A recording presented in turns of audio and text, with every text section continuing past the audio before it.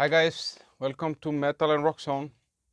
Today I want to talk about the concert that I saw last night, 2nd of June, Prague Rocks at Letnany airport. There was Mötley Crüe and Def Leppard, actually in the reverse order, Def Leppard and Mötley Crüe. So Prague Rocks is like a festival that has been held a few years. I think last year I saw Metallica and Five Finger Death Punch there. And this year there was more bands, but I only saw those two. So I'm going to talk about this concert, or these two concerts, these two bands. I'm going to talk a little bit about my skepticism before going there, which was kind of primarily connected to Mötley Crüe though, and the set list, how the bands performed both as a unit and individually, how the show was, lights and all that atmospheric stuff, and then I will rate the concert as I usually do. So just before we start, just remember, we also have Twitter, Instagram, Facebook, and TikTok, where we share videos, shorter videos from gigs, and a lot of other stuff that you don't see here on our YouTube channel. So I'll be very happy if you would go there and follow us. And also, hitting the like button here, I don't know where it is, somewhere down there, it really helps because it kind of pushes the video to more visibility, to more people that are interested in rock and metal stuff. So yeah, those two bands, kind of my history with them, I think Hysteria came out when I was 14, and I was kind of tried really hard to hate Def Leppard, and because they were too polished, it was too nice, and I was trying really hard to be a tough guy, Slayer, Metallica, and all that stuff, and then. But you couldn't really, I don't know, avoid them somehow, these songs like Animal and Pour Some Sugar on Me, Rocket and all this stuff. It's so damn catchy somehow that you kind of, it was a guilty pleasure, let's say, back then. I wouldn't go out and tell people that I was a Def Leppard fan, but I would listen. And then I saw them play live here in Prague a few years ago with Whitesnake as an opening act, and they were just fucking great. So I kind of went back to look at this band, and to be very honest, I mean, this is one of the bands that had all the reasons to give up. They lost one guitar player, he died, the drummer lost his arm. Like there's been a lot of stuff kind of going on, and they weren't really well received the first two albums at least. So yeah, they kind of came out against all odds. They did their own music. They were true to what they were doing, and they used more production than any other band at that time. But they got away with it, and they got big. And so I was excited about seeing them. With Mötley Crüe, it's different. I thought they were cool because I was drawn to them, as a 14-year-old. Girls came out when I was 14 as well, same as Hysteria. And these guys were evil, they were bad boys, and of course that was cool, and they were singing songs like Girls, and what 14-year-old guy isn't excited about that? So and that's, compared to then Love Bites with Def Leppard, that was a little bit emotionally too complicated for a 14-year-old. So Mötley Crüe was a band that I really liked, and I liked the covers of, they had this Theater of Pain. I really liked that cover, I remember, and I think also Shout at the Devil was a cool cover. And so I was kind of, originally excited about seeing this, but I had some reservation, mainly about Mötley Crüe, that I'll come to later. Now, the concert was at this airport, Letnany. It's an old military airport, and it has had some pretty big gigs there. I've been there on Rammstein, Guns N' Roses, Metallica, Muse, a lot of other bands, and it's like 50 to 70,000 people. But when I came there was just almost nobody, and I was like, what the fuck, and they had been offering like 2 for 1 on tickets and stuff like that, and I thought, okay, maybe the bad reputation of Mötley Crüe, or my perceived bad reputation of Mötley Crüe, and what has been going on in their camp lately is kind of pushing people away from this. And they said they would never tour again. Now they're touring. Vince has been kind of criticized for not being able to sing. Then they had this fight with Mick Mars, and then, the whole debate about if they use backing tracks and if Nikki Sixx is actually playing the bass and stuff like that. So I was thinking, okay, I'm here, all this stuff has been going on, and there is not a lot of people here. So maybe I was right. This, this is going to be something awful.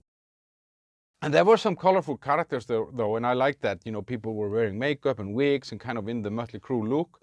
And before Def Leppard started before Mötley, before the gig kind of started, there was this Czech band called Leppard. I just want to give them a shout out. They were actually really, really good. I was surprised because I usually don't like Czech metal and rock music because I feel that the singing is kind of like just a bunch of drunken sailors singing a chorus or something like that. But they were really good. So check out Leppard from the Czech Republic. Been around for like 30, 40 years. So Def Leppard came on before at 7 o'clock in broad daylight, and I was pretty confident about them because I had seen them just a few years ago and they were really good. But I was a little bit worried because there is this new album out, Diamond Star Halos, that I only like 2 or 3 songs of, and I was worried that they would maybe play 5 or 6 songs of that, which would have been normal. I mean, the album came last year and this is their first kind of big tour after that. And but then they started with a new song, which I think in hindsight was a good idea. They Take What You Want, I think it's called. It was good to kind of get the sound in order and all that stuff. And but then they kind of rolled right into the songs that we know. They played Animal, Let's Get Rocked, and they basically had a set list of 17 songs where there was just 3 from the new album, 6 out of Hysteria, and there were 3 from Pyromania and 2 from High and Dry. So there was not anything missing on the set list as such. You know, you got all the hits, all the popular songs, all the sing-along stuff, and it was kind of nicely mixed. You know, like it wasn't heavy at the end or at the beginning. It was, yeah, just kind of a nice flow through somehow. And perfectly mixed. I mean, there are obviously some songs that are maybe a little bit less known than the big ones, but they mixed them right in the right places. And as for the band performance for Def Leppard, what I liked about it is that you have a feeling that these guys love being there together, not just as individuals. They actually like each other, and if they don't, then they're pretty good actors, and they transmit that energy to the crowd. And it was super interesting also to see the guitar players, Phil Collen and Vivian Campo. That, I mean, these guys have played those songs a million times, and they've been doing this for such a long time, but they still played it with feeling. You could really feel that there was a soul somehow in the playing, and they took pride in it. The bass player, Rick Savage, he was super cool and wearing an outfit, some blue suit that only Rick Savage can somehow get away with. He has this unique style that he has always had, and his bass playing along with Rick Allen's drumming kind of gives a really solid bass. Or kind of a bass to the music somehow. But there were 2 or 3 songs where the bass was just too high. It was almost painful, and it took a lot away from it, because this music, kind of the mix has to be right so that it's good. And Rick Allen did even a drum solo, which was kind of cool, like a mini drum solo, I would say, though.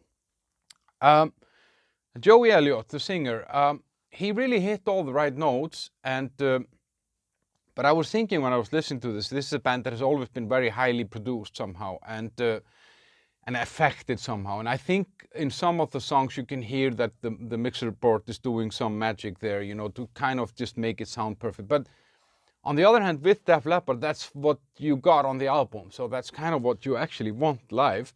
But on the other hand, I would say that they are a little bit more raw and rough live than they are on albums, you know, like especially the instruments. But the singing, yeah,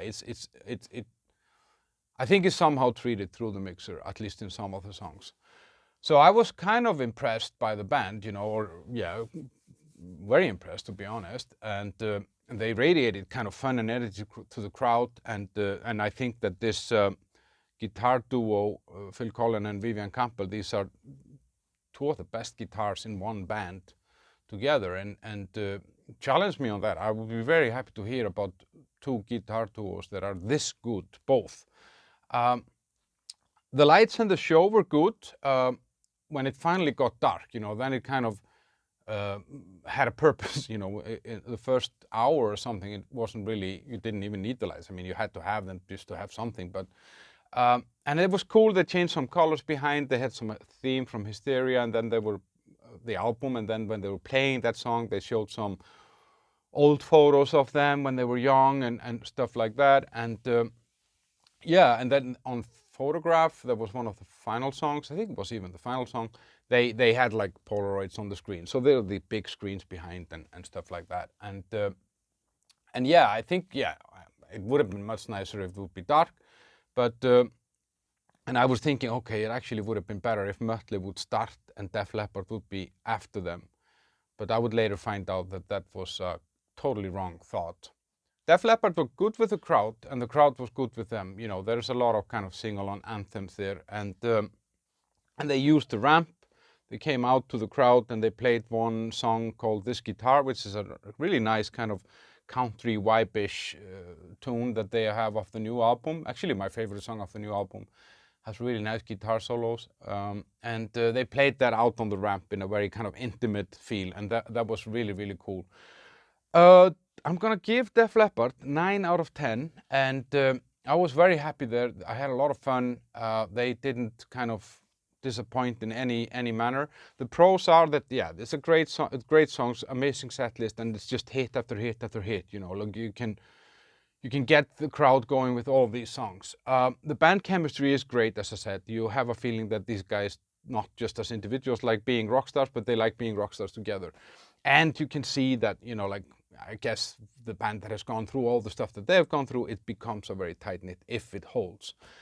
And the guitar playing was just impeccable. You know, these guys are just amazing, and they play with feel and groove. And the negatives, I think, yeah, there was this too much bass in 2 or 3 songs where I felt like, you know, it was too much and it kind of took away from the songs. But I think that was not, I mean, that's just a mixing issue or something like that. And yeah, that may be another thing which is maybe not so much their fault, could be Mötley Crüe's fault. There was just not enough people in the crowd. So, but yeah, after this, there came a much needed break where some people could get some rest. And after that, we got Mötley Crüe. So I had seen Mötley Crüe before in 2009, and I think in 2014, January 2014, they had promised never to tour again. They even showed a contract. They showed up with a contract signing that they would stop touring. I read the book, the Dirt book, and then later the Heroin Diaries by Nikki Sixx. So I was kind of ready back then to leave it at that, you know, like I wanted the legacy kind of to end there because the story was kind of like we survived, you know, like despite everything we survived, and that would have been a beautiful ending. Then I saw the movie. It's awful compared to the book. So if you've seen the movie, then read the book. It's 10 times better. And yeah, as I said, I kind of thought that would be the end of it. And then they announced this, and I'm like, okay, that doesn't make a lot of sense. And then they start doing stadiums in the US, and Vince sounded awful, and you could see that he was completely out of shape. And then I started seeing him popping up on social media, doing some fast weight loss programs that sounded too good to be true, and apparently they were too good to be true because I don't see a big difference. And then you saw this fight that came up with Mick Mars now lately, before this tour, that he is claiming certain things about the band, that they're using backing tracks and stuff like that. And because Mick Mars was always kind of my guy in Mötley Crüe, it's weird, because he was kind of the mysterious silent one. And I remember there was a radio intro in Iceland where he spoke, oh, this is Mick Mars from Mötley Crüe, and then they played a Mötley Crüe song, and I was like, oh, wow, Mick Mars, you know.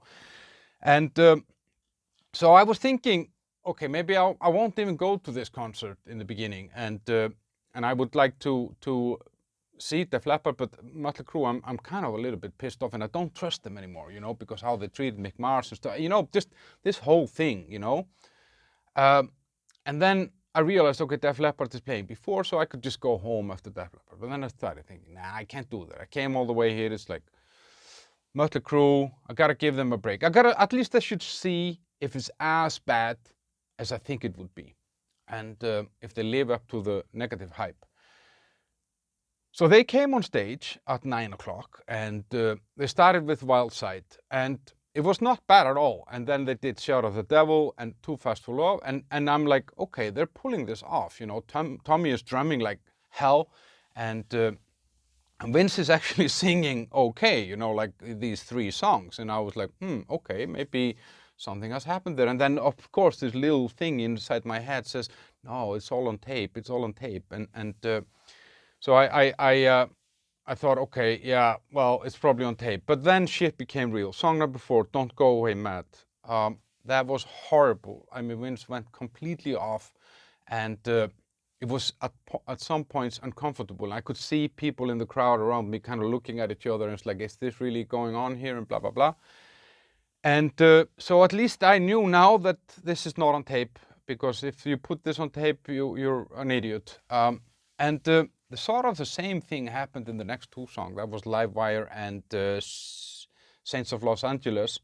And where I felt what he struggled with there is not so much hitting the notes, but actually keeping up with the sync with the song, to sing fast enough for the song.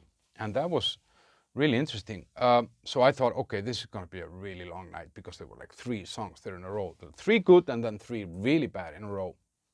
And so, yeah, I was thinking, okay, it can't get much worse. And but then somehow they pulled themselves together, and there was they did, I think, like from song 7 or 8 or something onwards, they did okay, actually. And then they did 16 songs in total on the set list, and off that is like a medley of rock and roll, Smoking in the Boys' Room, Helter Skelter, Anarchy in the UK, and what's it called, Blitzkrieg Bop.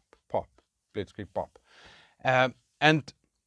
And they kind of got it, like it was fine. And I'll come a little bit more to Vince later, because I just realized when I was there certain things about him. And then they ended on Kickstart My Heart, which was really cool, did some fireworks in the end, and so on. As for the band performance, you could see that they like being there individually. It was different than Def Leppard. With Mötley Crüe, I didn't necessarily feel that kind of team spirit. I know it's a cliche, but I don't know. There was no animosity or negativity or anything like that, but it wasn't like that connection that you saw with Def Leppard somehow. And I can't really say that it harmed the show. John Five, the new guitar guy that took over from Mick Mars, he brings a lot of good stuff and good energy with him, and some wizardry on the guitar, you know. And if I thought when I was there, if Mick would just stand there on the side like he did, I think it wouldn't have been a great, like, it would have been worse actually, because at least John is moving around and he's a little bit kind of lively, and he likes the crowd and the crowd likes him, and he looks weird and all that, you know. So it's cool, you know. And his guitar sound was amazing. He did a solo that wasn't, I mean, the solo was good, but it was just that. It wasn't fun, you know, as such. So John Five, nice addition to the band. Nikki Sixx, what I only realized when I read The Dirt, and then later, especially the Heroin Diaries, Nikki Sixx is kind of this band, you know. I didn't realize that, because, I don't know, apart from maybe Iron Maiden, somehow you never felt that the bass player was the band. Maybe in Rush and Thin Lizzy, but you know what I mean. Like, it's, the bass player is often that silent guy that is almost like the drummer. They're just there somehow. And then I felt on this concert, when I was observing them, I felt like, okay, Nicky is the one keeping it together. John is the new kid on the block. Vince kind of has to be kept in line somehow and made sure that he shows up and is sober and whatever, you know, whatever demons he's dealing with. And then Tommy is this overgrown kid in all meanings of the word overgrown. But I was skeptic of his bass playing somehow, especially after this these accusations from Mick and Mick's lawyers that Nicky is playing off a backing track or not playing the bass on this tour. And so I was really looking for it and trying to find holes in the bass playing and stuff like that. I didn't find any holes, but I didn't find either if it could be on tape or not. I mean, I would be very skeptic that it's on tape, but on the other hand, I couldn't see why it would not be on tape. But I don't know. You tell me, guys. If you know, if you've seen some videos, I would be happy to see them.